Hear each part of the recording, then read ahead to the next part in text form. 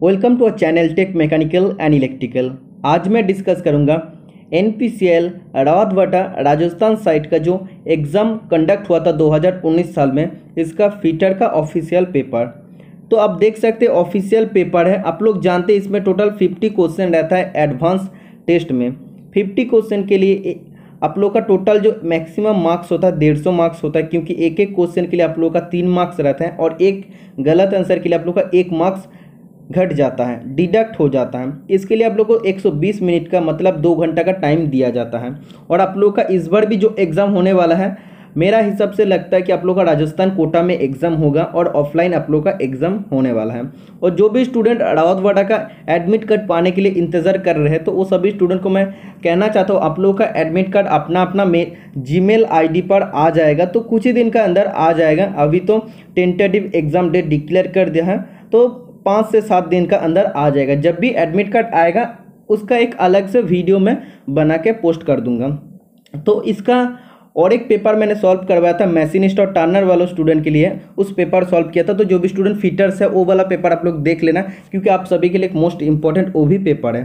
तो अगर कोई भी स्टूडेंट फिटर मैशिनिस्ट टर्नर से बिलोंग करते तो आप लोग तीनों ट्रेड से बिलोंग कर रहे हैं, तो आप लोग इस पेपर को पूरा देखिए, ठीक है, क्योंकि आप सभी के लिए एक मोस्ट इंपॉर्टेंट ये पेपर होने वाला है। और एक बात, आप लोग का जो एग्जाम पेपर होता है बहुत ही इजी क्वेश्चन पूछे जाता है NPCL रावतवाटा में। ऑफलाइन जब भी पेपर होता है मैक्सिमम जगह में इजी क्वेश्चन पूछे जाता है, और आप लोग का मैक्सिमम क्वेश्चन पूछे जाएगा एशियन पब्लिकेशन जो राइटर बलबीर सिंह और GS सेठी है उसका बुक से मैक्सिमम क्वेश्चन पूछे जाएगा। तो आप लोग को लेवल पता चल गया। तो आप लोग नीमी और एशियन को अगर फॉलो करके जाएंगे तो आप लोग का मैक्सिमम क्वेश्चन कॉमन आ जाएगा, ठीक है। तो आज का फर्स्ट क्वेश्चन से मैं क्लास स्टार्ट करता हूं। और इससे पहले मैं आप लोग को यही बोलना चाहूँगा, जो भी स्टूडेंट आज मेरे चैनल में नए हो सभी स्टूडेंट चैनल को जरूर सब्सक्राइब करके रखना। आने वाला हर टेक्निकल जॉब का आप लोग को सबसे पहले नोटिफिकेशन मिल जाएगा मेरा चैनल से। तो 50 क्वेश्चन बहुत ही ईजी पूछा गया था, ज़्यादा इसके लिए मैं टाइम वेस्ट नहीं करूँगा। फर्स्ट क्वेश्चन आप देख सकते हैं, बोला है 1 inch is equal to 1 inch किसका बराबर होता है। तो ये क्वेश्चन हर एग्जाम में पूछे जाता है। ये होता है 2.54 सेंटीमीटर। इसको आप लोग ऐसे भी बोल सकते हैं 25.4 मिलीमीटर। अगर मिलीमीटर में पूछता तब 25.4 हो जाता। कभी कभी पूछता है 1 गैलन इज इक्वल टू कितना लीटर होता है। तो 1 गैलन इज इक्वल टू, ये भी क्वेश्चन बहुत बार एग्जाम में आता है, 4.546 लीटर होता है। तो ये मैक्सिमम, ये जो क्वेश्चन है मैक्सिमम बारे इसरो में पूछा गया है, ओके। इसका बाद नंबर 2 का क्वेश्चन आप देख सकते, बोला है a micrometer has an error of plus 0.02 millimetre. मतलब एक माइक्रोमीटर है, माइक्रोमीटर का अलग अलग टाइप होता है, जैसे depth micrometer, outside micrometer, inside micrometer. तो इसका क्या क्या काम होता है आप लोग जानते हैं, क्योंकि डेली मैं यही क्वेश्चन आप लोग के साथ डिस्कस करते रहता हूँ। तो आप लोग मेरा चैनल का ईच एंड एवरी वीडियो देखिए, तो आप लोग को बहुत कुछ सीखने को मिल जाएगा। तो कोई भी एक माइक्रोमीटर का पॉजिटिव एरर है, कितना पॉजिटिव एरर है, 0.02 मिलीमीटर है। बोला what is the correct value in millimeter when the micrometer reads 25.41 millimetre. जब हम लोग कोई भी एक जॉब है, सोचो इसको हम लोग मेजरमेंट कर लिए माइक्रोमीटर के थ्रू, तो इधर मेजरमेंट दिखा रहा है 25.41, लेकिन इसमें पॉजिटिव एरर कितना है, 0.02 है, ठीक है। तो आप लोगों को बोला है जो एक्चुअल वैल्यू होगा, एक्चुअल वैल्यू या करेक्ट वैल्यू निकालने के लिए बोला है। तो करेक्ट वैल्यू या एक्चुअल वैल्यू का फॉर्मूला क्या होता है, एक्चुअल फॉर्मूला होते हैं ऑब्जर्व्ड वैल्यू, मतलब जो वैल्यू हम लोग देख पा रहे हैं ऑब्जर्व्ड वैल्यू माइनस एरर हो जाएगा, ठीक है। तो इसमें आप लोग का क्या हो जाता है, एक्चुअली ऑब्जर्व वैल्यू तो 25.41 है, ओके, और माइनस, और एरर कितना है, प्लस 0.02, ओके। तो माइनस प्लस क्या हो जाएगा, 25.41 माइनस 0.02, तो इसका राइट आंसर हो जाएगा 25.39, ओके।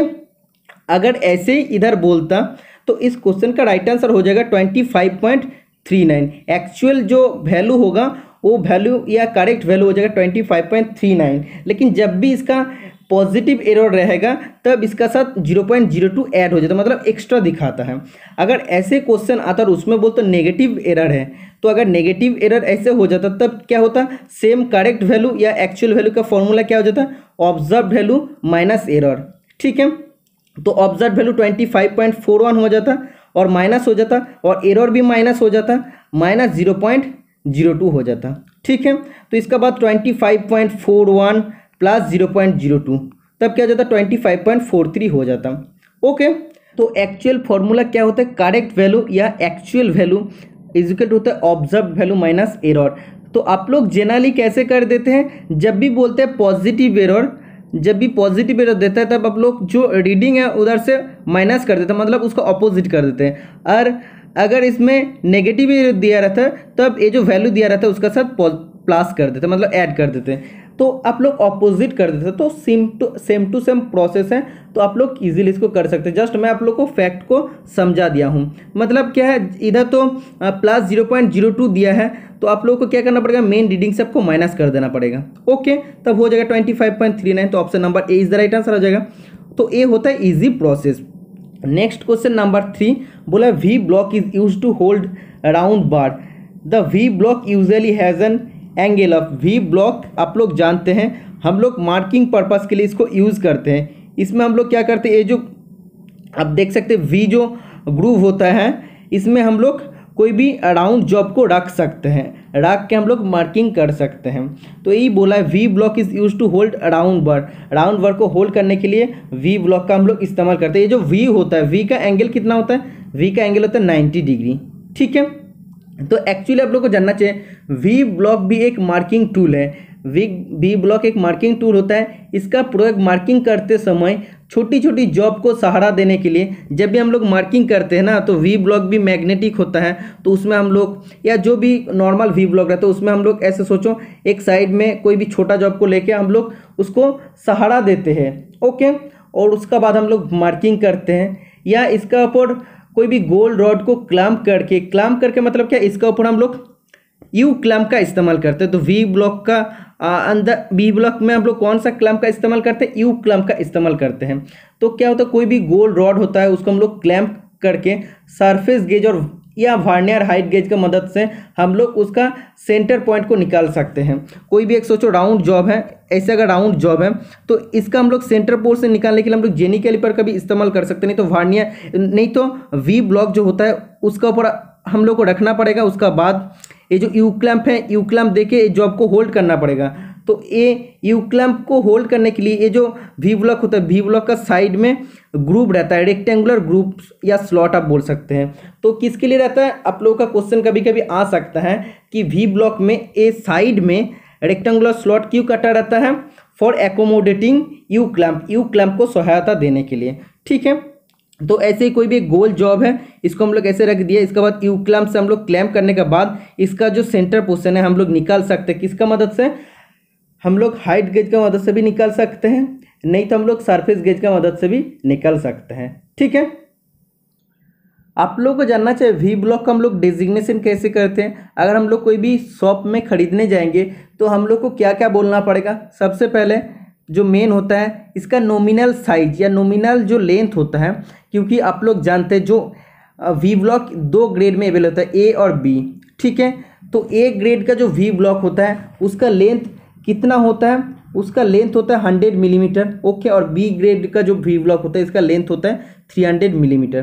तो सबसे पहले नॉमिनल साइज या लेंथ हम लोग को लिखना पड़ता। इसका बाद हम लोग को देना पड़ता मिनिमम और maximum diameter of the work piece that can be clamped in the V block. तो वी ब्लॉक का जो वी जो ग्रूव होता है इसमें मिनिमम कितना साइज का जॉब को होल्ड कर सकते हैं और मैक्सिमम कितना साइज का जॉब को होल्ड कर सकते हैं, ये जो वी ग्रूव है, तो ये हम लोग को लिखना पड़ता। ओके, मिनिमम और maximum diameter of work that can be hold in the V group. इसका बाद हम लोग को लिखना पड़ता ग्रेड, लिखना पड़ता ए ग्रेड या बी ग्रेड लिखना पड़ता, उसका बाद BIS नंबर लिखना पड़ता। तो जनरली हम लोग कैसे वी ब्लॉक का करते हैं स्पेसिफिकेशन या डेजिग्नेशन, ऐसे हम लोग लिख देते हैं वी ब्लॉक तो हम लोग को सबसे पहले बोलना ही पड़ेगा क्या खरीदने जा रहे हैं, वी ब्लॉक। इसका बाद जो लेंथ होता है, सोचो 50 लेंथ हुआ है, नॉमिनल साइज हम जिसको बोल रहे हैं तो 50 होगा। इसका बाद आपको स्लैश देना पड़ेगा, सोचो मिनिमम डायमीटर है 10 और मैक्सिमम डायमीटर है 50, तो ए देना पड़ेगा। ओके, इसका बाद आपको ग्रेड ए या बी देना पड़ेगा। तो सोचो 10 टू, आप देख सकते हैं लेंथ जो हम दिए थे 50 दिए थे, तो सोचो ग्रेड ए हम लोग दे दिए हैं। ठीक है, इसके बाद हम लोग को क्या देना पड़ेगा, BIS नंबर देना पड़ेगा। तो जो BIS नंबर यूज़ होता है अब वी ब्लॉक के लिए वो होता है IS 2949। ठीक, कभी कभी देता है IS 2949 कौन सा ग्रेड, कौन सा चीज़ के लिए, कौन सा इक्विपमेंट के लिए यूज़ होता है। तो आप लोगों को जानना चाहिए IS 2949 जो BIS नंबर होता है वी ब्लॉक के लिए यूज़ होता है। ठीक है, तो वी ब्लॉक का डिजिग्नेशन करने के लिए सबसे पहले आपको ऐसे तो बोलना पड़ेगा वी ब्लॉक, उसका बाद आपको नॉमिनल साइज या लेंथ उसको बोलना पड़ेगा, उसका बाद मिनिमम डायमीटर जो वी ब्लॉक होल्ड कर सकते हो वो बोलना पड़ेगा, उसका बाद हाइफेन देख के आपको मैक्सिमम डायमीटर जो वी ग्रुप होल्ड कर सकते हो वो बोलना पड़ेगा, उसका बाद वी ब्लॉक का जो ग्रेड होता है A और B तो कौन सा ग्रेड में चाहिए वो देना पड़ेगा, उसका बाद IS नंबर देना पड़ेगा। ओके, कभी कभी ऐसे आप लोग का डेजिग्नेशन दे देते, ये सब क्वेश्चन आता है और ज़्यादातर स्टूडेंट ये सब क्वेश्चन का आंसर नहीं दे पाता, इसलिए मेरिट में नहीं आता है।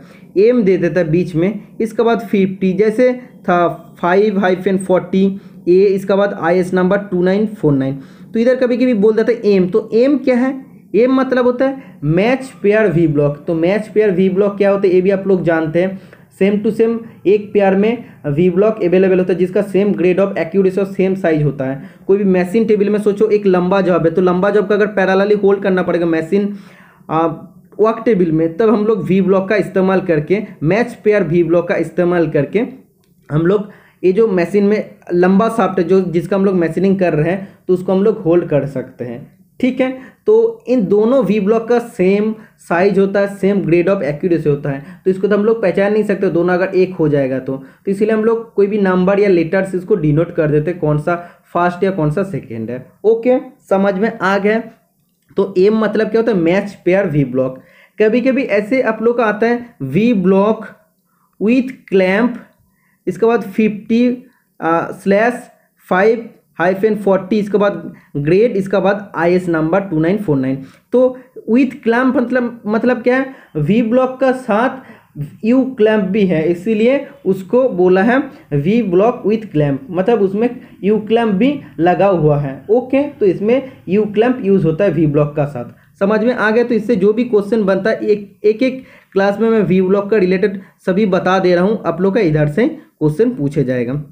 नेक्स्ट क्वेश्चन नंबर 4 आप देख सकते, बोला है the operation of threading in a drilled hole is called.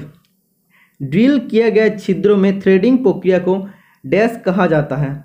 कोई भी एक होल है, कोई भी सोचो एक जॉब है, उसका अंदर हम लोग ड्रिल किए हैं, तो ड्रिल करने के बाद इस होल में, ये जो होल बना है इसमें हम लोग को थ्रेड बनाना पड़ेगा। तो थ्रेड काटने के लिए जो ऑपरेशन हम लोग करते हैं तो इस ऑपरेशन को क्या बोलते हैं, इस ऑपरेशन को टैपिंग कहते हैं। ठीक है, तो हम लोग किसका मदद से टैपिंग करते हैं, टैपिंग करते हैं हम लोग टैप का मदद से।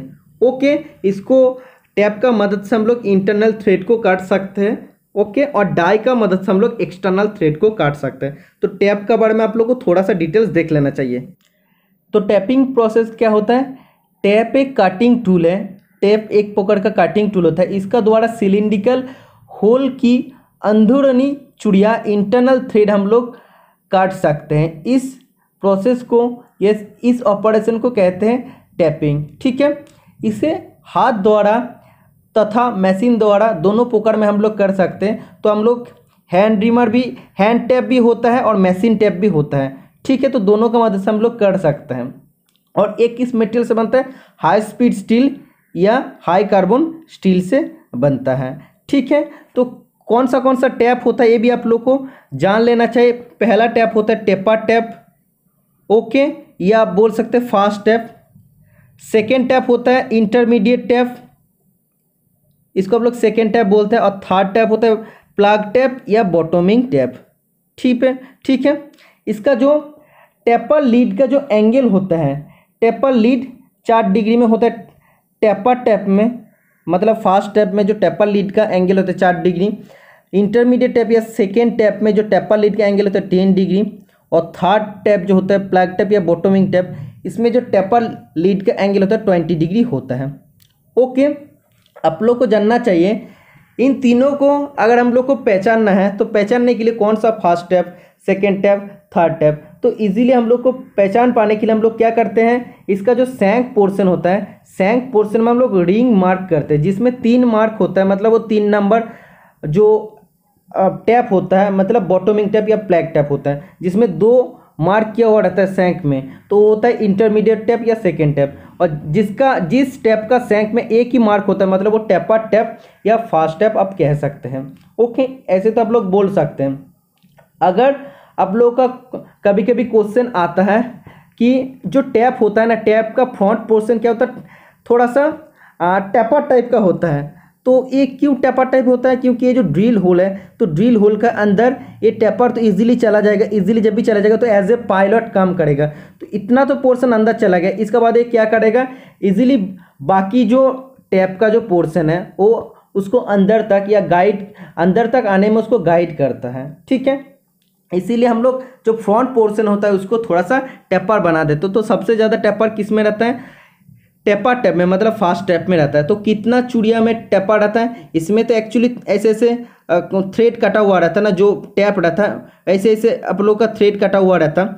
तो एक्चुअली कौन सा टैप में, फास्ट, सेकेंड या थर्ड टैप में 6 से 7 चूड़िया चैम्फर किया जाता है। मतलब 6 से 7 चूड़िया चैम्फर मतलब क्या है, कोई भी एक टैप है, सोचो ऐसे टैप है, 6 से 7 चूड़िया चैम्फर जब भी करेगा मतलब इस टाइप का टेपर टाइप का हो जाएगा। ओके, तो फास्ट जो टेपर टैप होता है उस टैप में 6 से 10 जो चूड़िया होता है, 6 से 10 जो थ्रेड होता है वो क्या होता है, वो वैसे ही चैम्फर किया हुआ रहता है। और सेकेंड टैप में क्या होता है, सेकेंड टैप में 3 से 5 वैसे ही थ्रेड चैम्फर किया हुआ रहता है। और जो लास्ट जो बॉटमिंग टैप या प्लैग टैप होता है उसमें कितना थ्रेड चैम्फर हुआ रहता है, 1 या 2। ठीक है, 1 या 2 थ्रेड चैम्फर हुआ रहता है, क्योंकि जो पहले जो होल है उसमें तो सबसे पहले हम लोग कौन सा टैप को डालते हैं, सबसे पहले हम लोग फास्ट टैप को डालते हैं, टेपर टैप को डालते हैं, इसलिए इसमें टेपर ज़्यादा देना पड़ता है, इसलिए हम लोग ज़्यादा जो थ्रेड है उसको हम लोग चैम्फर कर देते हैं। तो इसमें कितना करते हैं, 6 से 10 चूड़िया को हम लोग चैम्फर कर देते हैं। ठीक है, और सेकेंड में करते हैं 3 से 5, और थर्ड में करते हैं हम लोग 1 से 2 चूड़िया को मतलब थ्रेड को चैम्फर कर देते हैं। ठीक है, कभी कभी अब अगर आप लोगों को क्वेश्चन आएगा ब्लाइंड होल में, मतलब ब्लाइंड होल मतलब क्या होता है, सोचो ऐसे ही कोई भी एक जॉब है, तो इसका थ्रू आउट द जो लेंथ है, इतना लेंथ है, इधर तक टोटली होल नहीं है, तो अंदर तक है, इसका बाद बाकी पोर्शन होल नहीं है, तो इस होल को बोलते हैं ब्लाइंड होल या अंधा होल। तो इस सब होल में अगर हम लोग को थ्रेड कटना पड़ता तो कौन सा टैप का जरूरत पड़ता, आप लोग को जानना चाहिए बॉटमिंग टैप का, या आप लोग बोल सकते हैं प्लग टैप का जरूरत पड़ता है। समझ में आ गया ना, बहुत ही इंपॉर्टेंट क्वेश्चन है। तो टोटल चीज़ आप लोग को क्लियर हो गया। तो आप लोग को मेन क्वेश्चन में मैं लेके जाता हूँ, बोला था कि कोई भी एक ड्रिल होल है उसमें अगर थ्रेडिंग काटना है तो उस ऑपरेशन को टैपिंग कहते हैं। ओके, अगर कोई भी बोलता है कोई भी एक शाफ्ट है उसका ऊपर थ्रेडिंग काटना है तो उस ऑपरेशन को क्या बोलते हैं, डाइंग बोल सकते हैं। मतलब डाई का मतलब हम लोग चूड़िया काटते, थ्रेड काटते हैं, इसीलिए उसको हम लोग डाइंग बोल सकते हैं। नेक्स्ट क्वेश्चन नंबर 5 आप देख सकते हो, बोला while grinding one must use, grinding के समय हम लोग का डैश का उपयोग करना चाहिए। तो ग्राइंडिंग करते टाइम हम लोग का क्या होता है, मेटल तो रिमूव होते रहता है, तो बहुत ही छोटा छोटा पार्टिकल में मेटल रिमूव होता रहता है। तो ग्राइंडिंग व्हील स्पीड में घूमता है, तो वो फ्लाई होके छोटा छोटा जो पार्टिकल, मेटल पार्टिकल हम लोग का आँख में जा सकता है, इसलिए हम लोग को सेफ्टी गूगल्स पहनना चाहिए, सेफ्टी गूगल्स हम लोग को पहनना चाहिए। ओके, अगर बोलता आर्क वेल्डिंग कर रहे हैं तो आर्क वेल्डिंग का जो रे होता है तो वो इंफ्रारेड रे होता है, इसलिए वो हम लोग का आँख के लिए हानिकारक होता है। तो उससे बचने के लिए हम लोग कौन सा इस स्क्रीन गार्ड या कुछ भी का यूज़ करते हैं, तो डार्क ग्लास स्क्रीन हम लोग यूज़ करते हैं। तो आर्क वेल्डिंग का टाइम हम लोग इंफ्रारेड रे से बचने के लिए हम लोग डार्क ग्लास स्क्रीन का इस्तेमाल करते हैं। ठीक है, नंबर 6 नंबर का जो क्वेश्चन है मोस्ट इंपॉर्टेंट क्वेश्चन है, तो इसमें आप लोगों को बहुत कुछ सीखने को मिलेगा। एक बियरिंग का क्वेश्चन दिया है और नोमेनक्लेचर दिया है, बियरिंग का स्पेसिफिकेशन दिया है। ओके, इसमें बोला है 6310ZZ hair 10 is related to, 10 किसका साथ रिलेटेड होता है, तो ये सेम टू सेम क्वेश्चन पूछा गया था सतीश धवन स्पेस सेंटर में। तो ऐसे दे दिया था, बोला था इनर डायमीटर कितना होता है। तो जो भी स्टूडेंट मेरा सभी क्लास देखे वो सभी स्टूडेंट इसका आंसर दे सकते हैं। 10 मतलब क्या होता है, तो 10 मतलब होता है इसका इनर डायमीटर। ओके, तो कैसे क्या इनर डायमीटर आप लोग को कैलकुलेशन करना पड़ता है ये आप लोग को मैं दिखा दूंगा, आप लोग का कभी और प्रॉब्लम नहीं होगा। सबसे पहले आप लोग को जानना चाहिए कौन सा बियरिंग है, तो ये होता है डीप ग्रूव बॉल बियरिंग। ठीक है, डीप ग्रुप बॉल बेयरिंग, तो ये भी आप लोग का क्वेश्चन में आ सकते हैं कौन सा बियरिंग है। तो इसमें आप लोग का जो दिया है स्पेसिफिकेशन 6310ZZ, सो 63 होता है बियरिंग सीरीज। तो अगर आप लोग का क्वेश्चन आएगा तो 63 मतलब होता है ये बियरिंग सीरीज को इंडिकेट करता है। और 10 ये जो लास्ट 2 डिजिट होता है, ऑलवेज बियरिंग जब भी हम लोग स्पेसिफिकेशन करते हो तो 4 डिजिट रहता है, तो 4 डिजिट में तो लास्ट 2 डिजिट हो जाता है, इनर डायमीटर को इंडिकेट करता है। तो इनर डायमीटर को इंडिकेट कर रहा है, ठीक है। तो मैं आप लोग को बताऊंगा इसमें इनर डायमीटर कैसे निकालना पड़ता है, क्योंकि आप लोग का क्वेश्चन आता है इनर डायमीटर कैसे आप लोग को निकालना पड़ेगा। आउटर डायमीटर निकालने का कोई भी फॉर्मूला नहीं होता, लेकिन इनर डायमीटर निकालने का प्रॉपर फॉर्मूला होता है। तो सबसे पहले आप लोग को जानना चाहिए बियरिंग का जो स्पेसिफिकेशन होता है, ऐसे 6201, 6302, ऐसे कुछ भी हो सकता है, 6202 ऐसे भी हो सकता है, 6203 ऐसे होता है, ओके, 6200 ऐसे होता है। तो आप लोगों को जानना चाहिए जो लास्ट 2 डिजिट होता है, ऐसे लास्ट 2 डिजिट जैसे 0001, 0203, यही इनर डायमीटर को इंडिकेट करता है। तो जब भी बियरिंग का स्पेसिफिकेशन में लास्ट में 00 रहेगा, इनर डायमीटर को इंडिकेट करेगा, तब उसका इनर डायमीटर हो जाएगा 10 सेंटीमीटर, ओके। जब लास्ट में 01 रहेगा, मतलब ये इनर डायमीटर को इंडिकेट करेगा, तब हो जाएगा इनर डायमीटर 12 सेंटीमीटर। जब 02 रहेगा तब हो जाएगा 15 सेंटीमीटर, और जब 03 रहेगा तब हो जाएगा 17 सेंटीमीटर। आप लोग को समझ में आया है कि नहीं, आप लोग बताना। तो ये 4 चीज़ आप लोग को याद रखना पड़ेगा। जब भी इनर डायमीटर 00 लिखा रहेगा, मतलब ये तो इंडिकेट कर रहा है इनर डायमीटर को, लेकिन इनर डायमीटर कितना हो जाएगा, 10 हो जाएगा, ऑलवेज कांस्टेंट होता है। अगर 01 रहता है, ये अगर इनर डायमीटर को इंडिकेट कर रहा है, मतलब इसका इनर डायमीटर हो जाएगा 12 सेंटीमीटर। अगर 02 है तो 15 सेंटीमीटर हो जाएगा, 03 है तो 17 सेंटीमीटर हो जाएगा। ऐसे नॉर्मली एग्जाम पे देता हूँ 6302 है, मतलब क्या इनर डायमीटर को 02 इंडिकेट कर रहा है, तो 02 के लिए क्या होता है, इसका इनर डायमीटर हो जाएगा 15 सेंटीमीटर। तो आप लोग को 4 चीज़ जस्ट आप लोग को याद रखना पड़ेगा, ओके। बाकी आप लोग का जो भी कैलकुलेशन रहेगा वो फॉर्मूला से काम हो जाता है। अगर आप लोग का आता है 6201, तो 01 के लिए क्या होता है, 01 के लिए जो इनर डायमीटर होता है 12 सेंटीमीटर होता है। ऐसे अगर 6200 होता है, तो ये जो 00 मतलब क्या होता है, इनर डायमीटर हो जाएगा 10 सेंटीमीटर। ऐसे अगर आता 6303, तो 03 की जगह क्या हो जाएगा, इनर डायमीटर हो जाएगा 17 सेंटीमीटर, ओके। तो 3 तक सेम टू सेम ऐसे होगा। ये 3 तक आप लोग को याद रखना पड़ेगा। इसका बाद जैसे आप लोग का स्टार्ट होगा 6304 या 6305 या ऐसे 6204, 6205, ऐसे 4 से जब भी स्टार्ट होगा, तो ये जो लास्ट 2 डिजिट है इसका साथ आप लोग को 5 से मल्टीपल कर देना पड़ेगा, और कुछ नहीं है। तो ऐसे इधर 04 है, तो 04 के साथ अगर 5 को मल्टीपल करते क्या हो जाएगा, तो 20 आ जाता है। अगर लास्ट में 05 है तो इसका साथ अगर आप लोग 5 को मल्टीपल करते हैं 25 आ जाएगा। ऐसे अगर बियरिंग का सोचो, स्पेसिफिकेशन दिया है 6323, ओके। तो इसका क्या इंडिकेट कर रहा है, 23 इनर डायमीटर को इंडिकेट कर रहा है, तो क्या हो जाएगा 23 × 5 हो जाएगा। तो 5 और 10 का 15, 10 एक 11, ठीक है, तो 115 हो जाएगा इनर डायमीटर। ऐसे अगर रहता 63 या 6210, तो 10 इनर डायमीटर को इंडिकेट कर रहा है, तो इसका साथ 5 मल्टीपल करेंगे तो 50, तो 50 हो जाएगा इनर डायमीटर, ओके। तो इसका बाद ये तो आप लोगों को समझ में आ गया कैसे इनर डायमीटर आप लोग को निकालना पड़ता है। लेकिन आप लोग का लास्ट में ZZ लिखा था, तो ZZ का मतलब क्या होता है, या कभी कभी 2Z लिखा हुआ रहता है, ZZ या 2Z, इसका मतलब होता है bearing with a metal seal on both side. Bearing का 2 साइड में सील किया हुआ रहता है, ठीक है। तो जो बियरिंग होता है, डीप ग्रुप बॉल बियरिंग होता है, उसका 2 साइड में सील किया हुआ रहेगा, तो उस बियरिंग को हम लोग जब स्पेसिफिकेशन करेंगे तो ZZ लिखेंगे। अगर ऐसे नॉर्मली Z लिखा हुआ रहता है तब इसका मतलब क्या होता है, बियरिंग का 2 साइड में से जस्ट एक ही साइड में सील किया हुआ रहेगा और एक साइड ओपन रहेगा, ठीक है। तो इसका ड्राइंग भी मैं आप लोग को दिखा देता हूँ।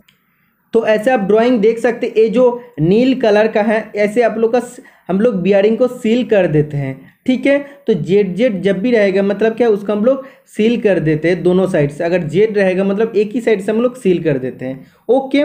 इसका बाद कभी कभी बियरिंग का स्पेसिफिकेशन लिखने का बाद ऐसे आप लोग का लास्ट में देते हैं ZZ के जगह में RS 2RS दे देता है, ठीक है। तो 2RS का मतलब क्या होता है, वैसे सील हो जाएगा 2RS मतलब क्या, ऐसे RS भी लिखा रह सकता है, उसको आप लोग 2RS भी कभी कभी लिखा रह सकता है, जेड का जाएगा। ठीक है, इसका मतलब होता है जो बियरिंग है दोनों साइड में सील है, लेकिन ये सील किससे बना होता है, रबर सील होता है। ठीक है, RS मतलब होता है रबर सील।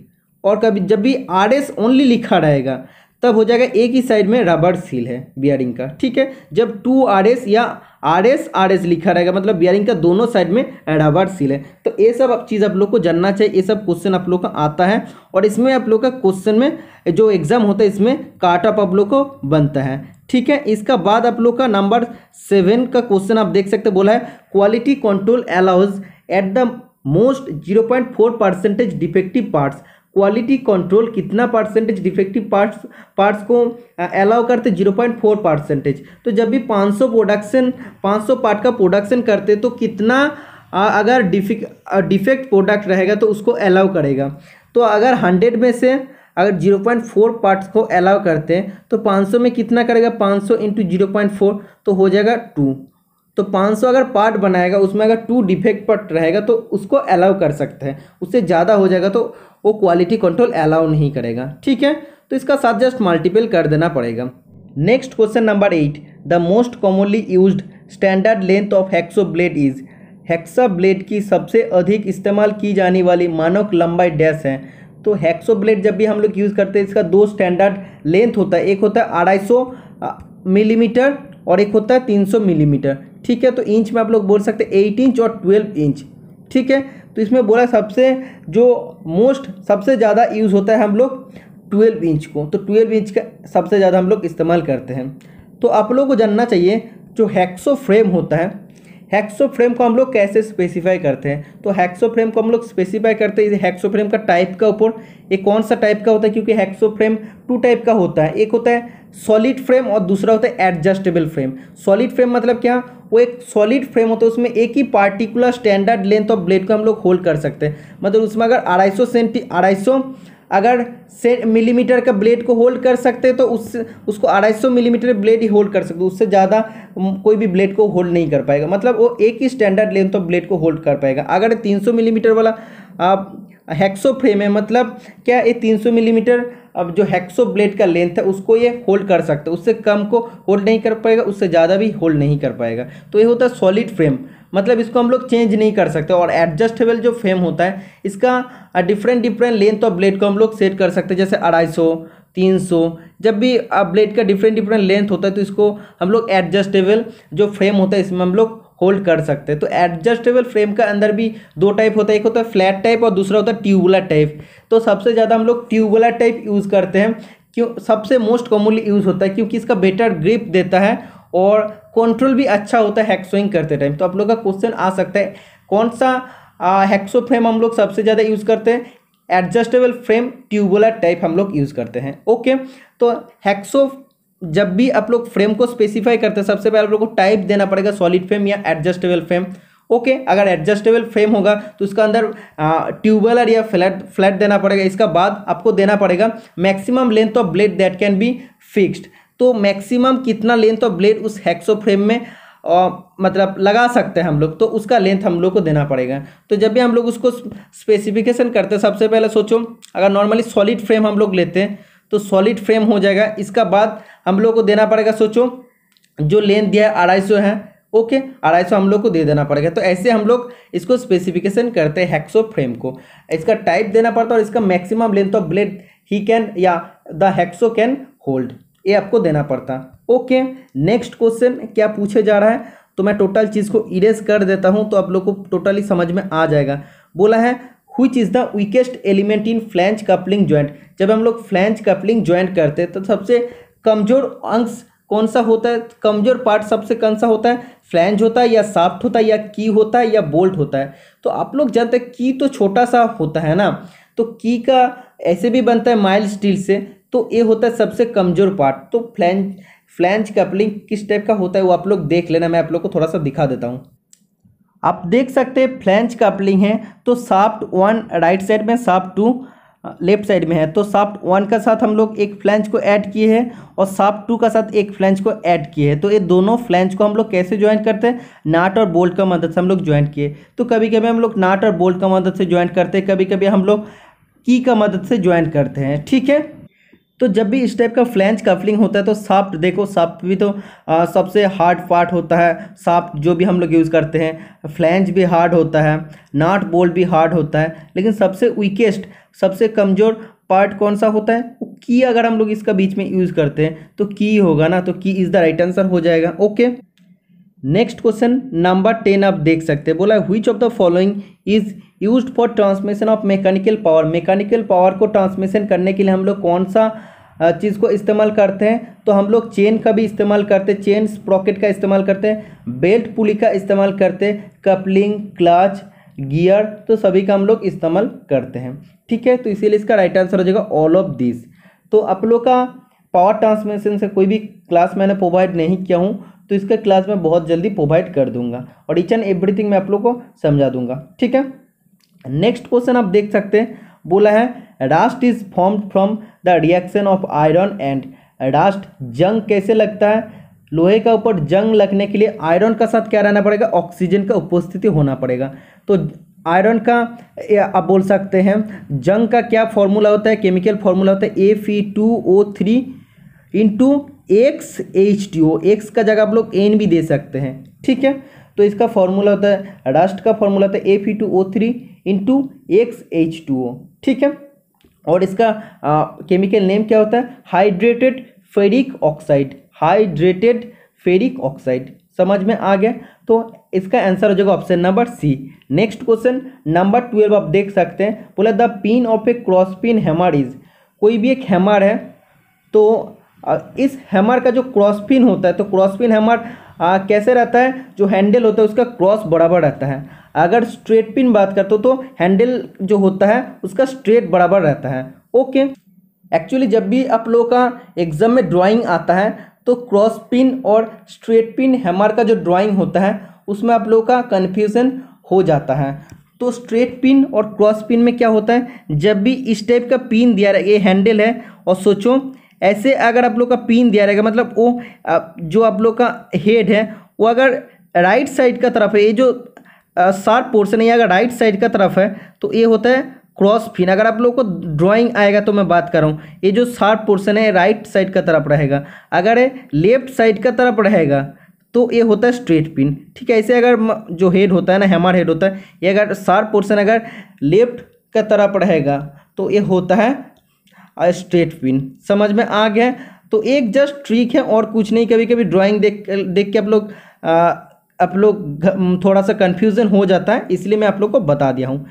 और हैमर किस मेटेरियल से बनता है ये भी आप लोग को जानना चाहिए। ड्रॉप फोर्ज कार्बन स्टील से बनता है। और आई होल जो होता है जिसका इलिप्टिकल शेप होता है, इसमें हम लोग इसका वुडन हैंडल को डालते हैं, ओके। और इसका जो चीक पोर्शन होता है, चीक पोर्शन सॉफ्ट रखा जाता है क्योंकि इसका जो वेट होता है, वेट हम लोग उसका ऊपर लिखते हैं। तो लिखने के लिए तो हम लोग को कैसे करते हैं, हम लोग पंचिंग करते हैं ना, तो उसका वेट लिखने के लिए, तो जब भी हम लोग पंचिंग करेंगे वो अगर टोटली हार्डेंड हो जाता तो उसको क्या होता है, जब भी हम लोग हैमर करते हैं तो हैमर करने से वो हैमर का जो पोर्शन है वो टूट जाएगा। इसीलिए हम लोग जो हैमर का जो चीक पोर्शन रखते हैं उसको सॉफ्ट रखते हैं, क्योंकि उसमें हम लोग को वेट उसका लिखना पड़ता है हैमर का। समझ में आ गया ना, मोस्ट इंपॉर्टेंट क्वेश्चन है। नेक्स्ट क्वेश्चन 12 नंबर का 13 नंबर का आप देख सकते हो, बोला है ब्रास इज एन एलॉय। तो एक क्वेश्चन ब्रास और bronze each and every exam में पूछा जाता है। तो ब्रास होता है कॉपर और जिंक का एलॉय, ठीक है। नेक्स्ट क्वेश्चन बोला है 1 millimetre is equal to dash micron.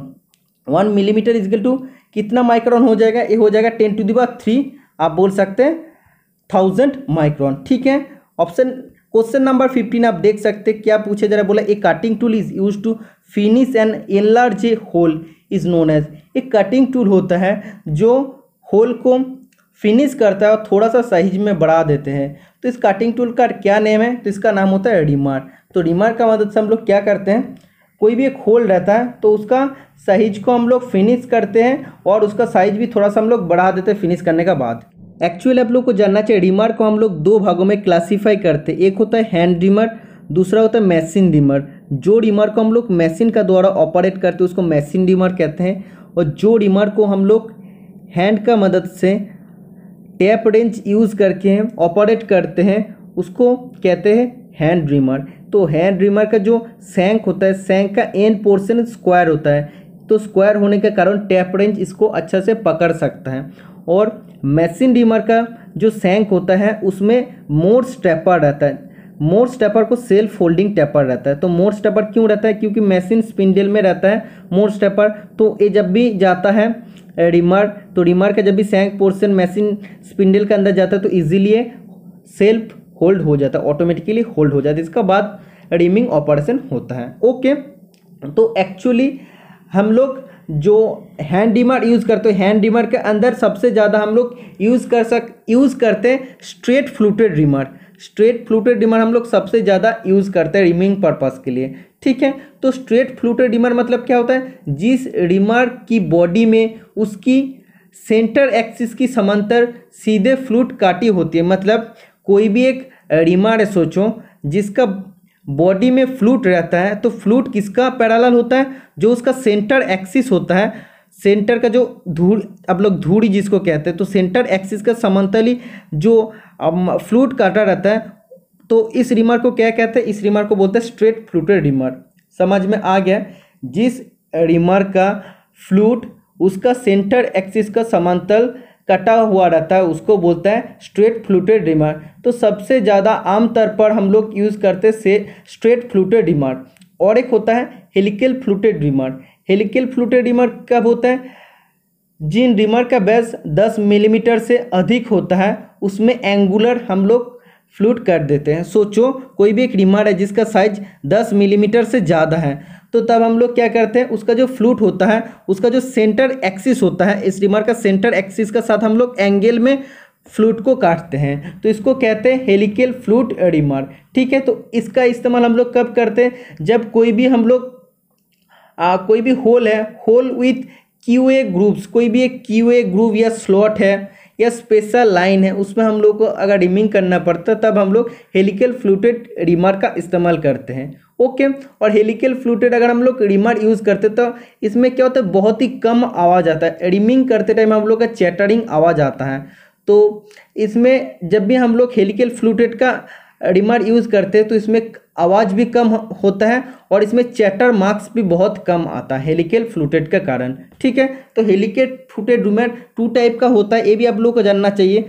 जो left hand helical fluted dreamer होता है ये स्मूथ फिनिशिंग पर्पस के लिए हम लोग यूज़ करते हैं। Left hand helical fluted dreamer को हम लोग स्मूथ फिनिशिंग के लिए यूज़ करते हैं। और जो right hand helical fluted dreamer होता है उसको हम लोग रफ कटिंग के लिए, रफ फिनिशिंग के लिए हम लोग यूज़ करते हैं। समझ में आ गए? तो कभी कभी क्वेश्चन आता है, जितना हो सके, क्योंकि ये जो 50 क्वेश्चन है बहुत ही ईजी क्वेश्चन पूछा गया, एक क्लास में आप लोग को मैक्सिमम क्वेश्चन जान लेना चाहिए। हैंड ड्रीमर का मटेरियल क्या होता है? देखो, ये ड्रीमर कभी कभी पूरा एक ही पीस में बनता है। ठीक है, तब ये हाई स्पीड स्टील से बनता है। तो कभी कभी हाई स्पीड स्टील क्या महंगा पड़ जाता है, तो हम लोग उसको 2 पार्टों में बांट देते हैं। तो जो शैंक पोर्शन होता है, शैंक पोर्शन को हम लोग बनाते हैं कार्बन स्टील का। ओके, और जो कटिंग पोर्शन होता है उसको हम लोग बनाते हैं हाई स्पीड स्टील से। तो आप लोगों को क्या समझ में आया है कि नहीं? कोई भी अगर सोचो ड्रीमर एक ही पीस में बनता है तो ये टोटली हाई स्पीड स्टील से बनेगा। अगर आप लोग इसका खर्चा कमाना चाहते हैं तो सिर्फ इसका जो कटिंग पोर्शन होता है उसको हाई स्पीड स्टील से बनाते हैं और शैंक पोर्शन को हम लोग कार्बन स्टील से बनाते हैं। उसका बाद हम लोग उन दोनों पार्ट को ज्वाइन कैसे कर देते हैं? बाट वेल्डिंग करके हम दोनों पार्ट को ज्वाइनिंग कर देते हैं। कटिंग पोर्शन और जो शैंक पोर्शन है इस पार्ट को हम लोग ज्वाइनिंग कर देते हैं बाट वेल्डिंग करके। ठीक है, तो ड्रीमर का स्पेसिफिकेशन आप लोग को जानना चाहिए। ड्रीमर को स्पेसिफाई करने के लिए अगर कोई भी शॉप में जाके खरीदने के लिए सबसे पहले आप लोग को टाइप जानना चाहिए कि हैंड ड्रीमर या मशीन ड्रीमर। इसके बाद आप लोग को फ्लूट बोलना पड़ेगा, हेलिकल फ्लूट या स्ट्रेट फ्लूट ये बोलना पड़ेगा। इसके बाद शैंक का एंड क्या बोलना पड़ेगा? पैरेलल शैंक या जो भी टैपर्ड शैंक है वो आपको बोलना पड़ेगा, और आपका बोलना पड़ेगा साइज क्या है। ठीक है, तो ऐसे होता है हैंड ड्रीमर। सोचो hand dreamer, straight fluted dreamer और पैरेलल शैंक और डाया 20 mm, ऐसे हम लोग इसको स्पेसिफाई करते हैं। सबसे पहले क्या होता है? टाइप फ्लूट, उसके बाद शैंक का एंड क्या है, पैरेलल शैंक या टैपर्ड शैंक ये देना पड़ेगा। उसके बाद ड्रीमर का जो साइज है वो आपको देना पड़ेगा। ठीक है, समझ में आ गया? तो ऐसे हम लोग रिमिंग करते हैं। इसका बाद आप लोग का जो नेक्स्ट क्वेश्चन पूछा गया है मैं आप लोग को दिखा देता हूँ। Next question number 16, the ability of a metal to be drawn into wire is a measure of its. धातु को तार जैसा बनाने के लिए हम लोग मेटल का कौन सा प्रॉपर्टी का इस्तेमाल करते हैं? तो आप लोग जानते हैं कोई भी मेटल को अगर तार बनाना है खींच के अगर टेंशन में तार बनाना है तो इसका हम लोग डक्टिलिटी, हम लोग मैकेनिकल प्रॉपर्टीज़ का इस्तेमाल करते हैं। ठीक है, अगर कोई भी मेटल बहुत ज़्यादा हार्ड हो जाता है, मतलब क्या एब्रेशन टू रेजिस्टेंस या कोई भी इसका अंदर वेयर रेजिस्टेंस होता है, स्क्रैच मार्क इसका ऊपर नहीं लगता है। ठीक है, तो ये होता है हार्डनेस।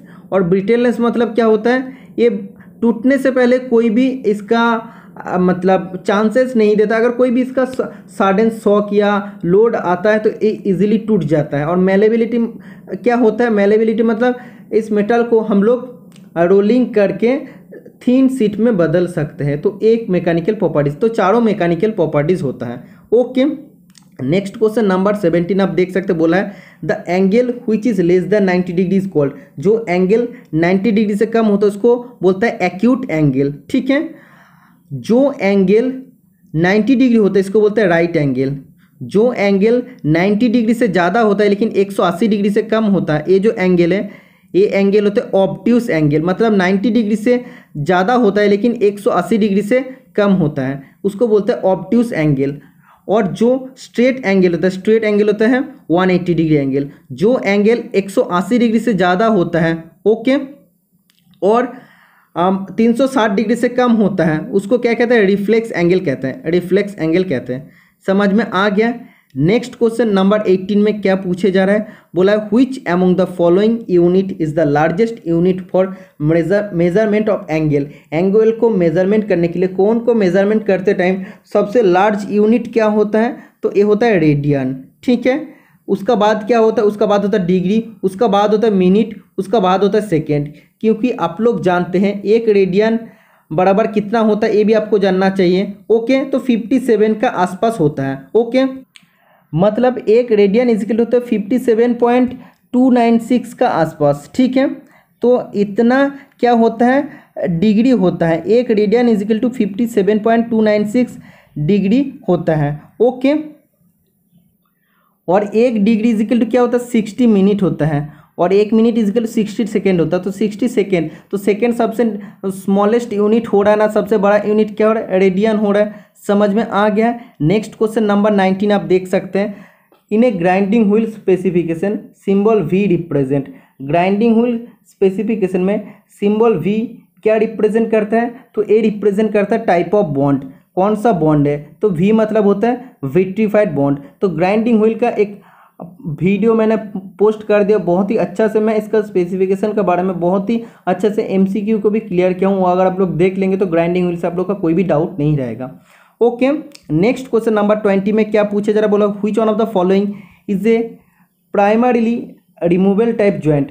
बोला निम्नलिखित में से कौन सा मुख्य रूप से हटने वाला संयुक्त का प्रकार है। मतलब कौन सा एक ज्वाइंट होता है जिसको हम लोग इजीली रिमूव कर सकते हैं। तो वेल्डेड ज्वाइंट तो परमानेंट ज्वाइंट होता है, रिवेट ज्वाइंट परमानेंट ज्वाइंट होता है, ये होता है ब्रेज ज्वाइंट होता है सेमी परमानेंट, और बोल्टेड ज्वाइंट जो होता है ये तो होता है टेम्पोररी ज्वाइंट, इसको हम लोग इजीली खोल सकते हैं और लगा भी सकते हैं। तो ये होता है primarily removable type of joint. Okay, next question number 21 में क्या पूछा जा रहा है? Which one of the following material is used for making a grinding wheel.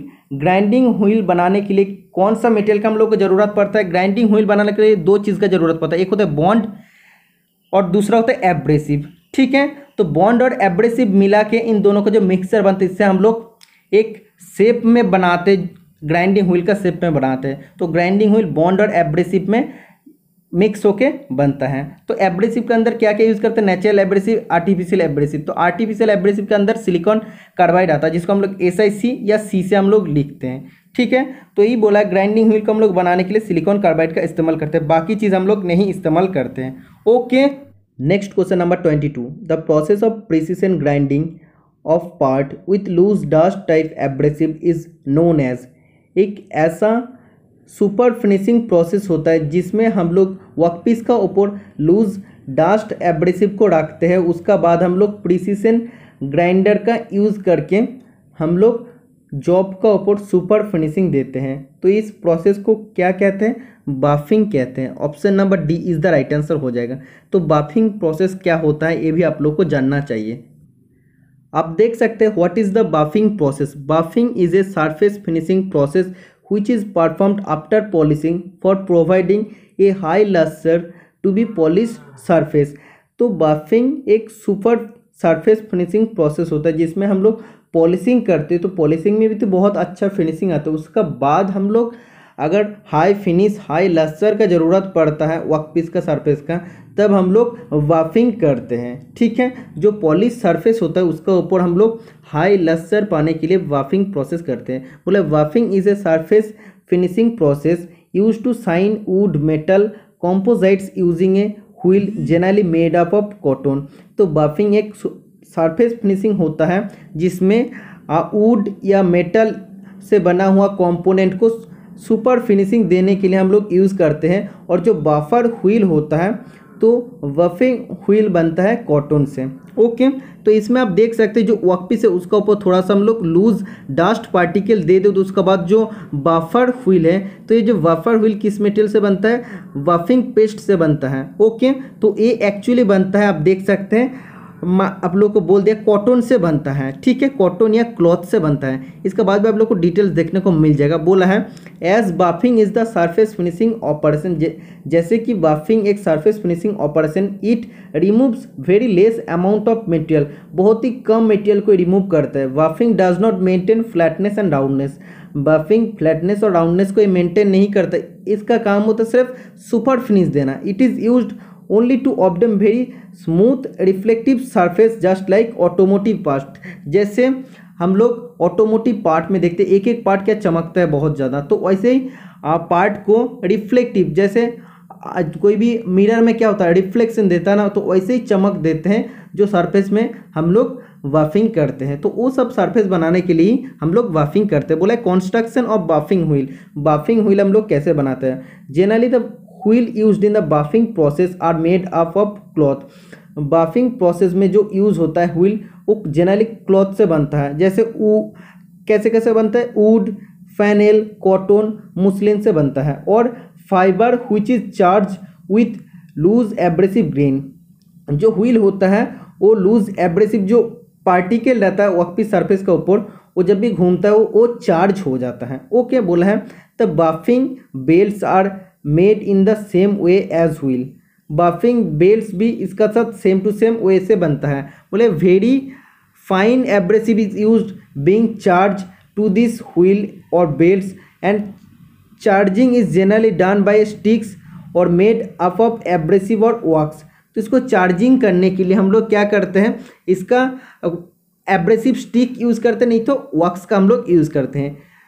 तो चार्जिंग क्या होता है, हुनिंग, एब्रेसिव हुनिंग, और जो लैपिंग का चैप्टर मैंने सॉल्व करा दिया तो उसमें मैं बहुत ही अच्छे से आप लोगों को क्लियर कर दिया हूँ। इसका बाद बोला application of buffing process, buffing process का हम लोग एप्लीकेशन कहाँ पे करते हैं, to finish the following component, जैसे tool, fixer and sports item जो होता है। इसके बाद household utensils and appliance, जो भी हम लोग बर्तन वगैरह यूज़ करते हैं, बहुत ज़्यादा शाइनिंग होता है ना, तो उसमें हम लोग यूज़ करते हैं। ऑटोमोबाइल, बाईसाइकिल, मोटरसाइकिल पार्ट्स में हम लोग बाफिंग प्रोसेस का यूज़ करते हैं। तो एक ग्राइंडिंग प्रोसेस होता है, एक व्हील होता है जो बनता है कॉटन से जनरली। वो क्या लूज मेटल पार्टिकल या डस्ट पार्टिकल हम लोग किसका ऊपर देते हैं, वर्कपीस का ऊपर देते हैं, और जब भी बाफर व्हील आता है उसका बाद उसका धीरे धीरे फिनिशिंग अच्छा दे देते हैं। 22 नंबर का क्वेश्चन आप लोग को समझ में आ गया है, बाफिंग इज द राइट आंसर हो जाएगा। इसके बाद 23 नंबर का question, the point angle of general purpose twist drill is, सामान्य उद्देश्य के लिए इस्तेमाल की जाने वाली ट्विस्ट ड्रिल का बिंदु कोण कितना होता है। तो इसका राइट आंसर हो जाएगा 118 डिग्री, क्योंकि आप लोग जानते हैं इसका पॉइंट एंगल डिपेंड करता है जो भी मटेरियल को हम लोग ड्रिलिंग करने जाते हैं उसका हार्डनेस का ऊपर, हार्डनेस ज़्यादा होगा तो पॉइंट एंगल ज़्यादा होगा। तो ये तो क्वेश्चन मैं आप लोग को समझा दिया हूँ बार बार। इसका बाद ग्राइंडिंग व्हील से क्वेश्चन पूछा गया, तो ग्राइंडिंग व्हील का वीडियो मैं आज का डिस्क्रिप्शन बॉक्स में प्रोवाइड कर दूंगा, उसमें अगर आप लोग देख लेंगे तो कोई भी प्रॉब्लम आप लोग का नहीं रहेगा। तो एक्चुअली ग्रेन साइज 4 टाइप का होता है, पहले होता है कोर्स, इसका बाद होता है मीडियम, इसका बाद होता है फाइन, इसका बाद होता है वेरी फाइन या सुपर फाइन। कोर्स में आता है 10 to 24, मीडियम में आता है 30 to 60, और वेरी फाइन में आता है 80 to 180, और वेरी फाइन में आता है 220 to 600। समझ में आ गया, तो वेरी फाइन मतलब 220 to 600। नेक्स्ट क्वेश्चन नंबर 25 में क्या बोल रहा है, which material is highly Britell, तो कौन सा मटेरियल बहुत ज़्यादा ब्रिटेल होता है, तो कास्ट आयरन में कार्बन परसेंटेज ज़्यादा आता है, जिसमें कार्बन परसेंटेज ज़्यादा होता है वो उतना ही ब्रिटेल होता है, तो इसमें 2 to 4% कार्बन रहता है, इसीलिए ये ब्रिटेल होता है और इसको हम लोग क्यूपोला फर्नेस से प्रोड्यूस करते हैं। ओके, समझ में आ गया। Most important question, next question बोला है what is the colour of N oxygen cylinder, oxygen cylinder का कलर क्या होता है, तो इसका मोस्ट इंपॉर्टेंट एक क्वेश्चन है जिसका आंसर होता है ब्लैक। ठीक है, अगर ऐसे ही बोलते हैं एसिटिलीन सिलेंडर, तो एसिटिलीन सिलेंडर का कलर हो जाता है मैरून। ओके, इसके बाद आप लोग का और भी क्वेश्चन आता है, जो एसिटिलीन सिलेंडर होता है और ऑक्सीजन सिलेंडर होता है वो किस मटेरियल से बनता है, स्टील से बनता है, तो ये सीमलेस स्टील से बनता है। ठीक है, और जो ऑक्सीजन सिलेंडर होता है इसका कैपेसिटी कितना होता है, 7 मीटर क्यूब होता है कैपेसिटी इसका। ओके, और जो एसिटिलीन सिलेंडर होता है उसका कैपेसिटी होता है 6 मीटर क्यूब। और ऑक्सीजन को हम लोग कितना प्रेशर में सिलेंडर के अंदर स्टोर करते हैं, 120 से 150 kg पर सेंटीमीटर स्क्वायर प्रेशर में हम लोग सिलेंडर में स्टोर करते हैं, और एसिटिलीन को करते जस्ट 15 to 16 kg पर सेंटीमीटर स्क्वायर प्रेशर में हम लोग स्टोर करते हैं। तो एसिटिलीन को हम लोग किस रूप में सिलेंडर का अंदर स्टोर करते हैं, तो डिजॉल्व एसीटोन, ACETON, एसीटोन का रूप में हम लोग उसको स्टोर करते हैं, डिजॉल्व अवस्था में रहते हैं। ठीक है, next question number 27, SWG is used for measurement of, तो SWG का क्या फुल फॉर्म होता है, पिछला क्लास में मैं डिस्कस कर दिया हूँ, जो NPCL काकड़ा पड़ा का मैं क्लास लिया था, बहुत ही अच्छा से मैं क्लियर किया हूँ। तो ईच एंड एवरी क्लास देखेंगे तो आप लोग को सब कुछ समझ में आ जाएगा, टेक्निकल एग्जाम में आप लोग का कोई भी प्रॉब्लम नहीं रहेगा। स्टैंडर्ड वायर गेज होता है। ओके, इसका मदद से हम लोग क्या कर सकते हैं, thickness of the seat metal का जो थिकनेस होता है तो उसको हम लोग चेक कर सकते हैं। कोई भी वायर है तो वायर का थिकनेस को भी हम लोग चेक कर सकते हैं SWG का मदद से। इसका रेंज होता है 0 to 36। ओके, टोटल 37 नंबर में अवेलेबल होता है। Next question number 28, which of the following can be bent into U shape, इनमें से कौन सा एक बार को हम लोग यू शेप में बेंट कर सकते हैं, इस शेप में बेंट कर सकते हैं। तो हम लोग तो कास्ट आयरन बार को तो नहीं कर सकते हैं, कंक्रीट बार तो ऐसे भी नहीं होगा, कंक्रीट सीमेंट से जो बना हुआ होगा उसको हम लोग कैसे यू शेप में बनाएंगे, और कास्ट आयरन तो ऐसे भी ब्रिटेल होता है, उसको हम लोग ऐसे भी बेंड नहीं कर सकते हैं। ठीक है, क्योंकि उसका अंदर टफनेस प्रॉपर्टी नहीं रहता है। तो माइल्ड स्टील जो होता है, माइल्ड स्टील बार को हम लोग यू शेप में कन्वर्ट कर सकते हैं। ठीक है, option number B is the right answer हो जाएगा। Next question number 29, which is generally applied for identification of unevenness of two mating surface, दो युग्म सतह की असमतलता को पहचानने के लिए आमतौर पर क्या प्रयोग किया जाता है। कोई भी दो मेटिंग सरफेस है जहाँ पे मैच कर रहे हैं, इसका बीच में कितना अनइवननेस है, असमतलता है, तो इसको हम लोग कैसे पहचान कर सकते हैं। इसके लिए हम लोग इसका बीच में प्रूसियन ब्लू लगा देना पड़ता।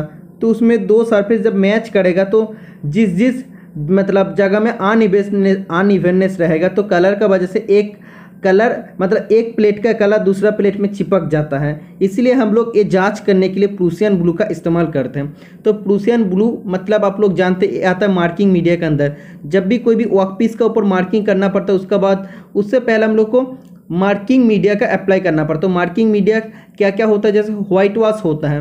व्हाइट वॉश कैसे बनाते हैं, chalk powder with water, chalk powder का साथ वाटर मिक्स करके करते हैं, या chalk mix with methylated spirit, methylated spirit का साथ अगर चॉक को मिक्स कर लेते हैं तब भी होता है व्हाइट वॉश। अगर व्हाइट लीड पाउडर का साथ टर्पेंटाइन को मिक्स कर देते तब भी हो जाता है व्हाइट वॉश। तो ये हम लोग कब यूज़ करते हैं, जब भी कोई भी जिसका सरफेस फिनिश अच्छा नहीं होता, एक्यूरेसी ऑफ द जॉब का एक्यूरेसी ठीक नहीं होता, या कोई भी फोर्जिंग या कास्टिंग जॉब है, ऑक्सीडाइज अगर सरफेस है तो उसमें हम लोग व्हाइट वॉश का इस्तेमाल करते हैं। कोई भी अगर मैसिन या फाइल सरफेस होता है उसमें हम लोग प्रूसियन ब्लू का इस्तेमाल करते हैं, लेकिन प्रूसियन ब्लू में हम लोग का क्लियर लाइन देता है। क्वेश्चन कभी कभी आता है कि इसमें क्लियर लाइन देता है लेकिन इसको सूखने में बहुत ज़्यादा टाइम लेता है। तो कौन सा मार्किंग मीडियम होता है, प्रूसियन ब्लू में होता है। कभी कभी बोलते हैं कॉपर सल्फेट जो होता है, तो कॉपर सल्फेट बोलते हैं कौन सा मार्किंग मीडिया एक डेंजरस होता है, तो डेंजरस होता है कॉपर सल्फेट CuSO4।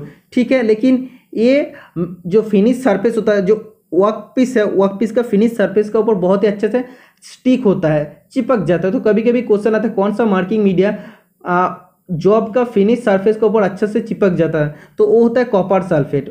और कभी कभी क्वेश्चन आता है जो कॉमर्शियली अवेलेबल होता है, मतलब इजीली हम लोग को मिल जाता है और डिफरेंट अलग अलग कलर में मिलता है और इजीली सूख जाता है, तो कौन सा मार्किंग मीडिया होता है जिसको हम लोग जनरली यूज़ करते हैं? Cellulose lacquer. ठीक है, सेलुलोज लैकर का हम लोग इस्तेमाल करते हैं। सोचो ये जो क्वेश्चन में बोला है दो वर्कपीस इधर मैच कर रहे हैं, तो एक वर्कपीस में अगर हम लोग प्रूसियन ब्लू लगा देते, इसके बाद इन दोनों का अगर मैच कर देते, तो इसमें अगर ऊंचा नीचा रहेगा तो इसमें तो टोटली हम लोग प्रूसियन ब्लू लगा दिए है, तो जब भी इन दोनों पार्ट मैच करेगा, जो ऊंचा पार्ट रहेगा तो नीचे वाला जॉब में लग जाएगा, मतलब हम लोग को पता चलेगा कि ये वाला पोर्शन थोड़ा सा ऊंचा है। ठीक है, तो ऐसे ही हम लोग प्रूसियन ब्लू का इस्तेमाल करते हैं। समझ में आ गया? नेक्स्ट क्वेश्चन नंबर 30 में क्या पूछे जा रहा है? बोला है select the most appropriate answer, the least count of vernier calliper is. Vernier calliper का लिस्ट काउंट तो बहुत ईजी, 0.02 मिलीमीटर। इंच में पूछता तब हो जाता है 0.001 इंच। ठीक है, बोला है graphite is a dash lubricant. Graphite होता है एक सॉलिड लुब्रिकेंट।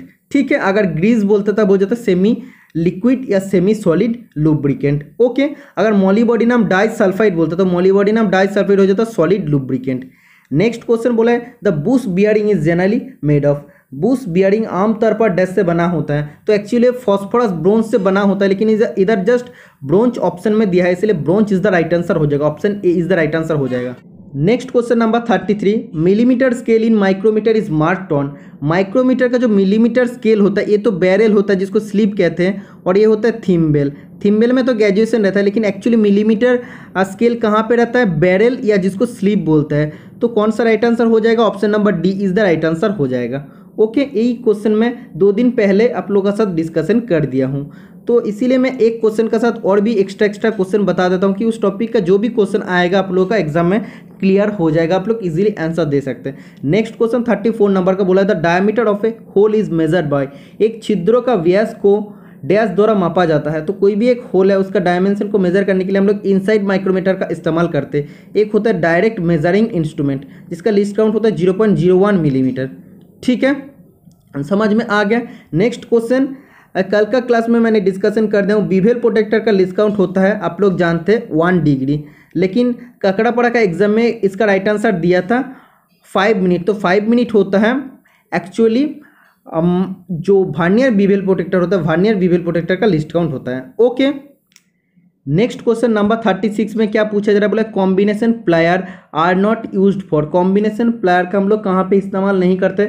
तो काटिंग के लिए इस्तेमाल करते, ट्विस्टिंग करने के लिए इस्तेमाल करते, होल्डिंग करने के लिए इस्तेमाल करते, लेकिन हैमरिंग करने के लिए हम लोग कभी भी प्लायर का इस्तेमाल नहीं करते हैं, इसीलिए option number C is the right answer हो जाएगा। तो कॉम्बिनेशन प्लायर किस टाइप का होता है? कॉम्बिनेशन प्लायर जनरली इस टाइप का होता है, एक जो इस टाइप का होता है, तो ये तो अलग से मैं ड्राइंग आप लोगों को दिखा दूंगा। तो इसका अलग अलग पार्ट होता है, जैसे इसका फ्रंट जो पोर्शन होता है फ्लैट ग्रिप होता है, तो फ्लैट ग्रिप में क्या करते हैं? जनरली फ्लैट कोई भी जॉब होता है उसको होल्ड करता है। इसका बीच में एक ऐसे राउंड जैसा होता है जिसको पाइप ग्रिप कहता है। पाइप ग्रिप में क्या करता है? सिलिंड्रिकल जॉब को ग्रिप करता है। इसके बाद एक बीच में जॉइंट कटर होता है। अगर आप लोग कॉम्बिनेशन प्लेयर का ड्राइंग गूगल से देख लेंगे तो जो पार्ट का मैं डिस्कशन कर रहा हूँ आप लोग इजीली इसको समझ पाएंगे। जॉइंट कटर क्या करता है? कोई भी सोचो स्टील वायर है तो स्टील वायर को काटिंग करने के लिए हम लोग सीयरिंग का इस्तेमाल करते हैं। नॉर्मली प्लायर को हम लोग क्या बोलते हैं? प्लास बोलते हैं जनरल पर्पस में। तो जो प्लास होता है ना जिसका अलग अलग फंक्शन रहता है, जैसे ऐसे इसका बीच में और एक साइड कटर होता है। तो साइड कटर का काम क्या होता है? कोई भी सॉफ्ट वायर है तो उसको काट देता है।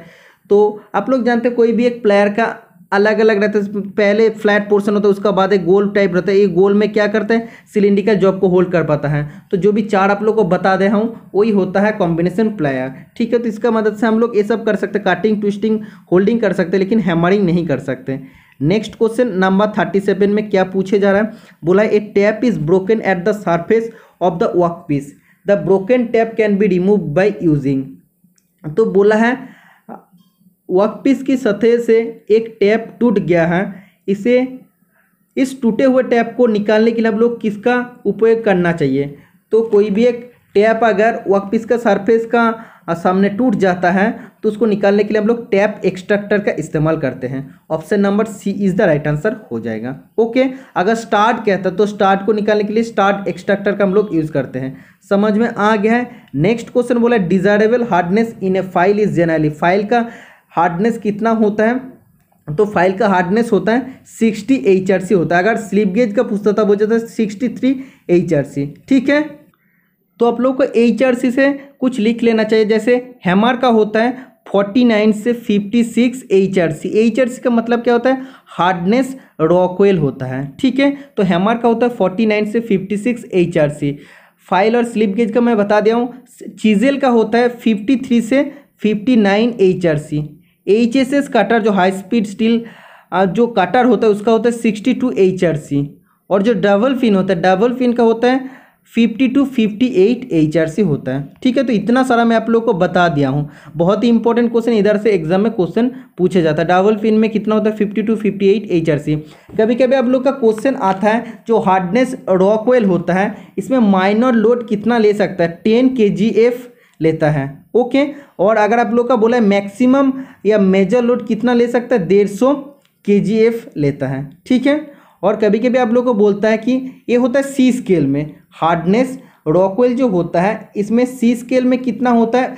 जो माइनर लोड लेता है 10 kgf लेता है और मेजर लोड लेता है 150 kgf। अगर हार्डनेस रॉकवेल का बी स्केल का बात करता है जिसको आप लोग HRB कहते हैं। ओके, और HRC को हम लोग क्या कहते हैं? हार्डनेस रॉकवेल सी स्केल कहते हैं। HRC का फुल फॉर्म होता है हार्डनेस रॉकवेल सी स्केल। ओके, और HRB का फुल फॉर्म होता है हार्डनेस रॉकवेल बी स्केल। तो हार्डनेस रॉकवेल बी स्केल में जो माइनर लोड होता है 10 kgf होता है और मेजर लोड होता है 100 kgf। ठीक है, समझ में आ गया? थोड़ा सा मैं आप लोगों को बता देता हूँ। HRB मतलब होता है हार्डनेस रॉकवेल बी स्केल, और इसका माइनर लोड सबसे कम लोड ले सकता है 10 kgf और मेजर लोड होता है 100 kgf। ठीक है, और जो HRC हम लोग जनरली इस्तेमाल करते हैं जैसे फाइल का, स्लिप गेज का, डबल पिन का, इसके बाद हैमर का, तो इसमें क्या होता है? हार्डनेस रॉकवेल इन सी स्केल। तो इसीलिए इसका फुल फॉर्म होता है HRC। इसका माइनर लोड होता है 10 kgf और मेजर लोड होता है 150 kgf। तो इधर से क्वेश्चन पूछा गया तो इसलिए मैं इसको क्लियर कर दिया हूँ। ओके, तो मैं इस टाइप का डिस्कशन करता हूँ, एक क्वेश्चन के साथ दूसरा क्वेश्चन को मैं ऐड कर देता हूँ और इसलिए आप लोग का बहुत सारा टॉपिक भी क्लियर हो जाता है। तो इसमें आप लोग का फाइल का हार्डनेस का साथ साथ भी और भी आप लोग का इंपॉर्टेंट हार्डनेस देखने को मिल गया। Next question, which of the following can not be used for locking a nut? Bolt को लॉक करने के लिए निम्नलिखित में से किसका उपयोग नहीं किया जा सकता है? तो बोल्ट को लॉक करने के लिए हम लोग कभी भी स्पैनर का इस्तेमाल नहीं करते हैं। बोल्ट को लॉक करने के लिए हम लोग वायर उसका अगर हम लोग डाल देंगे तो भी बोल्ट लॉक हो जाएगा, या नाट का मदद से लॉक कर सकते हैं। डिस्क वॉशर अगर देते तो बोल्ट लॉक होता है, लेकिन स्पैनर का मदद से क्या करते हैं? जस्ट बोल्ट को हम लोग घुमा सकते हैं लेकिन लॉक नहीं कर सकते बोल्ट को। ठीक है, तो यही क्वेश्चन में आप लोग को पूछा है। नेक्स्ट क्वेश्चन नंबर 40 में क्या पूछा गया? बोला है it is similar to screw but it has no head and it has thread on both ends, centre portion has no thread, it is called. बोला एक स्क्रू जैसा होता है जिसका कोई भी हेड नहीं होता लेकिन दो साइड में इसका थ्रेड रहता है, बीच में सेंटर पोर्शन में कोई भी थ्रेड नहीं रहता, प्लेन रहता है, तो इसको क्या बोलते हैं? इसको स्टार्ट कहते हैं। ठीक है, तो ये तो आप लोग जानते हैं स्टार्ट में हम लोग का एक्सटर्नल थ्रेड देखने को मिलता है। इसमें आप लोग को बोला है लैपिंग कॉम्पाउंड कौन सा नहीं होता? Which is not a lapping compound? तो आयरन कार्बाइड जो होता है एक लैपिंग कॉम्पाउंड नहीं होता है। तो लैपिंग कॉम्पाउंड क्या होता है? Silicon carbide, aluminium oxide, boron carbide. Okay, और लैपिंग एब्रेसिव का हिसाब से या लैपिंग कॉम्पाउंड के हिसाब से हम लोग डायमंड का भी इस्तेमाल करते हैं जो सबसे ज़्यादा हार्ड होता है। जैसे हम लोग ग्राइंडिंग करते टाइम ग्राइंडिंग कॉम्पाउंड का हिसाब से या एब्रेसिव का हिसाब से यूज़ करते थे सिलिकॉन कार्बाइड, एल्यूमिनियम ऑक्साइड, वैसे ही लैपिंग करते टाइम लैपिंग एब्रेसिव या लैपिंग कॉम्पाउंड होता है silicon carbide, aluminium oxide, boron carbide, diamond. तो सिलिकॉन कार्बाइड कहाँ पे यूज़ होता है? एक्चुअली जहाँ पे हम लोग को हार्डेंड स्टील या कास्ट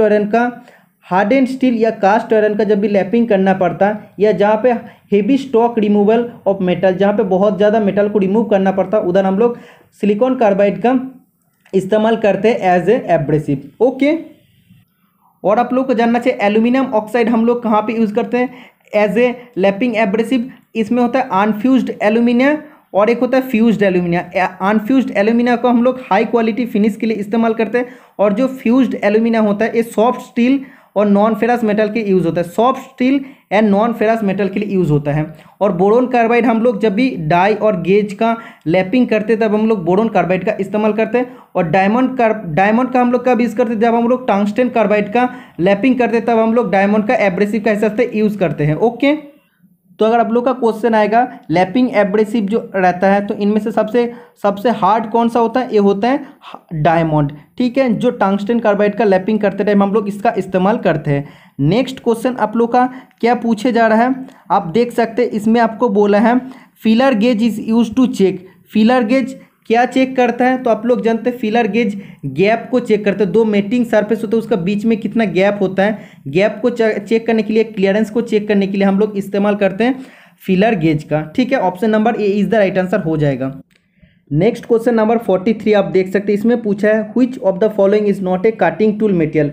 निम्नलिखित में से कौन सा एक काटिंग टूल बनाने वाला पदार्थ नहीं है। तो इनमें से इन चार जो ऑप्शन दिया है इनमें से हाई स्पीड स्टील से काटिंग टूल बनता है, टंगस्टन कार्बाइड से कटिंग टूल बनता है, सिरामिक से बनता है, लेकिन रॉट आयरन से नहीं बनता है। रॉट आयरन से क्रेन हुक हम लोग बनाते हैं। ठीक है, तो इसमें से कटिंग टूल मटेरियल ये होता है रॉट आयरन, ये नहीं होता है। ठीक है, तो इसमें हम लोग क्या करते हैं, इसका टफनेस ज़्यादा होता है इसीलिए हम लोग इसको क्रेन हुक बनाने के लिए यूज़ करते हैं। इसका मेलेबिलिटी भी ज़्यादा होता है। नेक्स्ट क्वेश्चन आप लोग को पूछा गया है what is the value of the thread angle of metric thread in degree. Metric thread का डिग्री में कितना एंगल होता है, इसका राइट आंसर हो जाएगा 60 डिग्री। ठीक है, अगर ब्रिटिश में पूछता तब क्या हो जाता, 55 डिग्री इसका राइट आंसर हो जाता। ओके, नेक्स्ट क्वेश्चन नंबर 45 आप देख सकते हैं, बोला which of the following is not attracted by magnet. तो मैग्नेट का द्वारा कब अट्रैक्ट होगा, जब उसका अंदर आयरन रहता है। जब वो फेरस मटेरियल होगा तभी वो मैग्नेट का द्वारा अट्रैक्टेड होगा। ओके, क्योंकि उसका अंदर मैग्नेटिक प्रॉपर्टी रहेगा इसीलिए। तो इसमें से SS410 मैग्नेट द्वारा अट्रैक्ट होता है, कार्बन स्टील होता है, लेकिन SS316 नहीं होता है। SS मतलब होता है स्टेनलेस स्टील, 316 का अंदर कोई भी आयरन नहीं रहता है, इसलिए ये मैग्नेट का द्वारा अट्रैक्ट नहीं होता है, इसका अंदर मैग्नेटिक प्रॉपर्टी नहीं रहता है।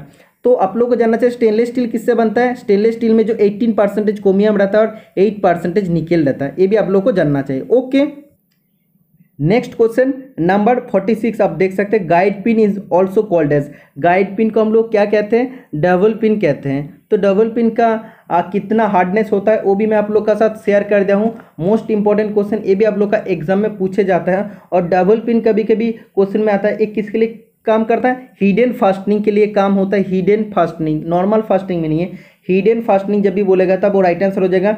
और ये एक्यूरेट पोजीशनिंग करता है दो पार्ट को, और दो पार्ट को ये अलाइनमेंट करता है। ओके, तो डबल पिन जहाँ पे होता है और एक होल होता है तो उन दोनों पार्ट का बीच में एक्यूरेट अलाइनमेंट करता है और परफेक्ट पोजीशन करता है, तो इसीलिए इसको गाइड पिन कहते हैं। ओके, डबल पिन का काम क्या होता है, अगर आप लोग कास्टिंग और मोल्डिंग का वीडियो देखे होंगे तो उसमें मैं आप लोग को बता दिया था स्प्लिट डाई या 2 पीस डाई जिसमें हम लोग को बोला था।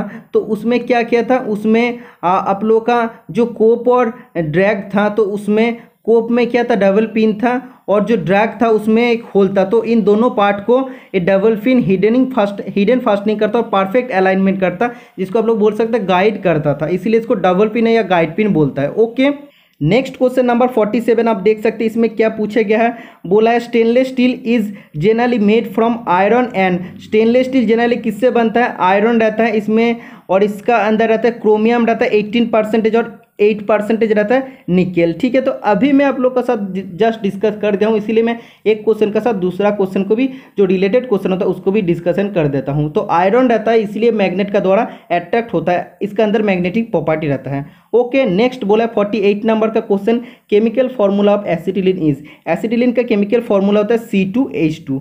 Okay, C2H2 is the right answer हो जाएगा। नेक्स्ट क्वेश्चन आप लोग को बोला है कन्वर्ट 4/5 इंटू डेसिमल। तो इसको आप लोग को कैसे करना पड़ेगा, ऐसे आप लोग अगर डिवाइड करेंगे तो आप लोग का आ जाएगा 0.8। ठीक है, तो 0.8 इज द राइट आंसर आ जाएगा।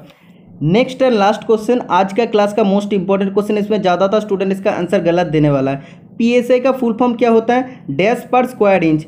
तो इसका राइट आंसर हो जाएगा पाउंड्स पर स्क्वायर इंच। तो PSI मतलब होता है पाउंड्स पर स्क्वायर इंच। ठीक है, तो ये था आप सभी के लिए एक मोस्ट इम्पॉर्टेंट पेपर, एक ऑफिशियल पेपर था जो मैं आप लोग का साथ शेयर कर दूँ। अगर आप लोग देखते तो 45 क्वेश्चन इजी क्वेश्चन था, 5 क्वेश्चन थोड़ा सा डिफिकल्ट था। अगर आप लोग डिफरेंट टाइप का क्वेश्चन अगर मेरा चैनल का रेगुलर क्लास किए होंगे तो जो भी एक्स्ट्रा क्वेश्चन मैं बता दूँ, जैसे बियरिंग का क्वेश्चन है वो भी आप लोग आंसर दे पाएंगे। तो ये सब क्वेश्चन का आप लोग इजीली आंसर दे पाएंगे। तो रेगुलर क्लास को फॉलो कीजिए, ऐसे हम डेली क्लासेस प्रोवाइड करते रहूँगा जितना हमसे हो पाएगा। तो चैनल को सपोर्ट करते रहना। आज के लिए इतना ही, मिलते हैं नेक्स्ट वीडियो में। टाटा।